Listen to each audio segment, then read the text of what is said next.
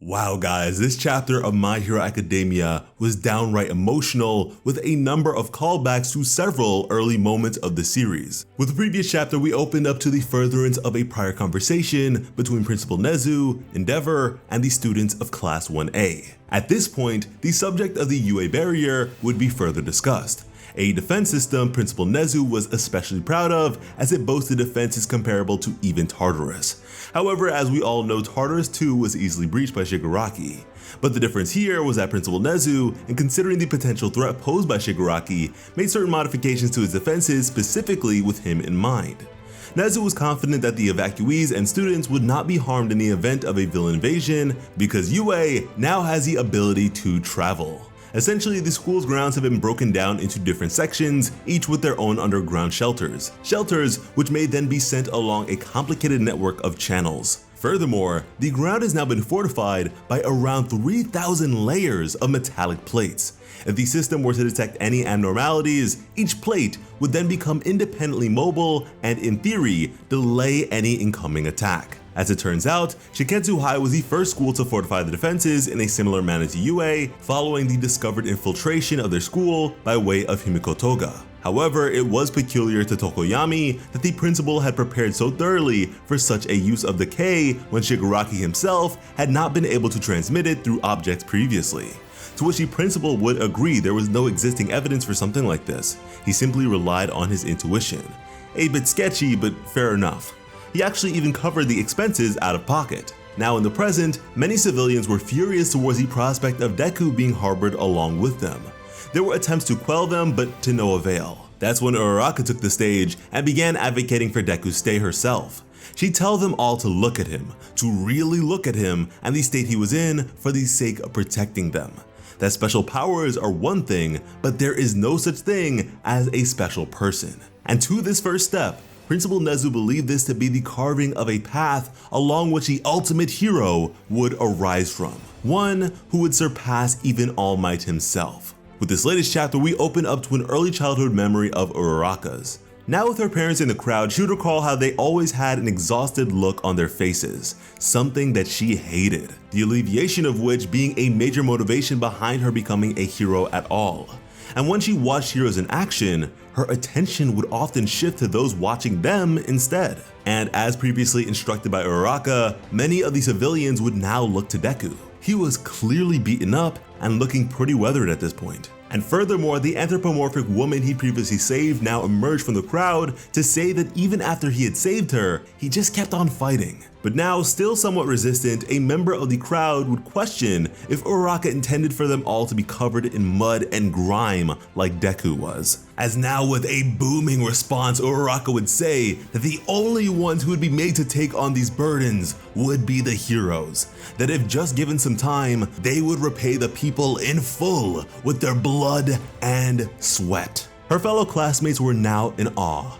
Ida then telling Deku that URARAKA is fighting too, to make sure that he and everyone else can smile. And this overwhelmed Deku emotionally.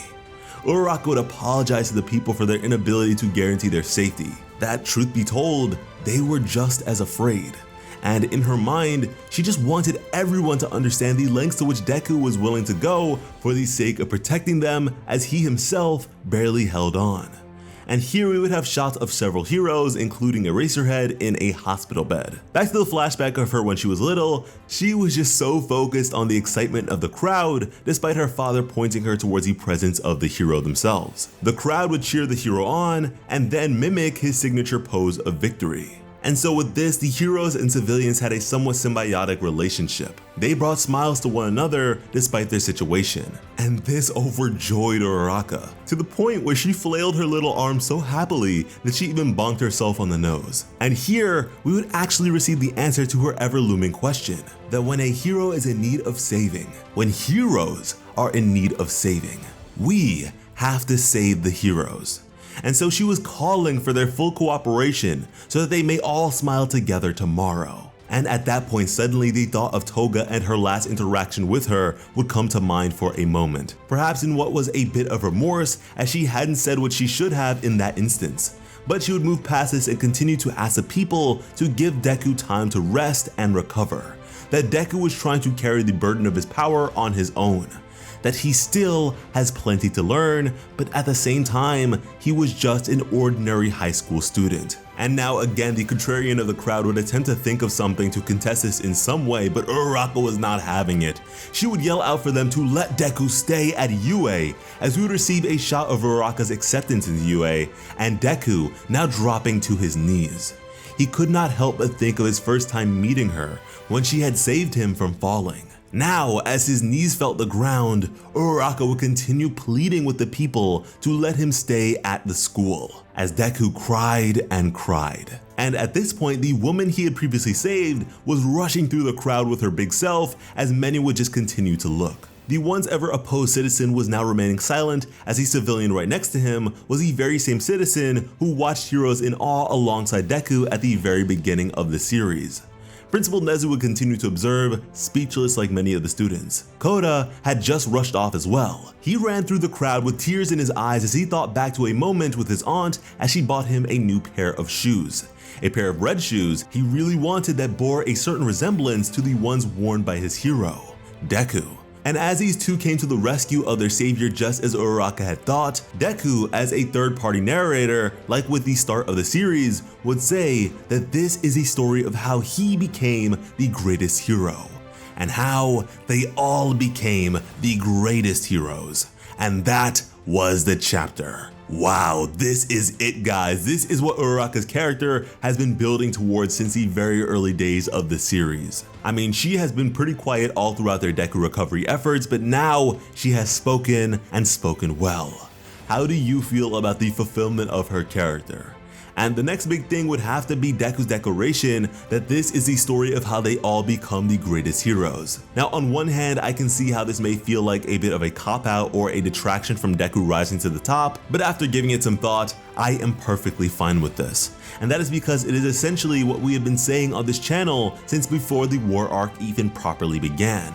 That in its aftermath, the heroes in training would all rise to the occasion and make a difference. That minus all the frillery and gimmicks, they would get down to it and get the job done as heroes should. And in recognition of their predecessors and their failings, would become even better heroes than the ones before them. So yes, they will become the greatest heroes. And at that, there is not a negation to be had when it comes to the upcoming title of Deku being #1 hero. I mean, Nezu in the previous chapter even said as much, and he has overseen the development of some of the greatest heroes in the country's history. We have been in the same place for a little while now, but I think this pretty much concludes the resistance of Deku's entrance, and what a wonderful way to do it with such a flurry of emotions. We really hope you guys enjoyed the chapter and our subsequent coverage of it. If you did, please be sure to subscribe to Plot Armor with notifications on as we continue to approach that 300K milestone. If you'd like to get your hands on some My Hero Academia manga of your own, consider using our RightStuf affiliate link in the description below, as it does help the channel out when you help yourselves to that manga goodness. And when it comes to bringing you some of the best My Hero Academia content on the platform, Plot Armor has you covered. As always, I'm Sliceable Otaku. Thank you all so much for watching and have an awesome day. I love you.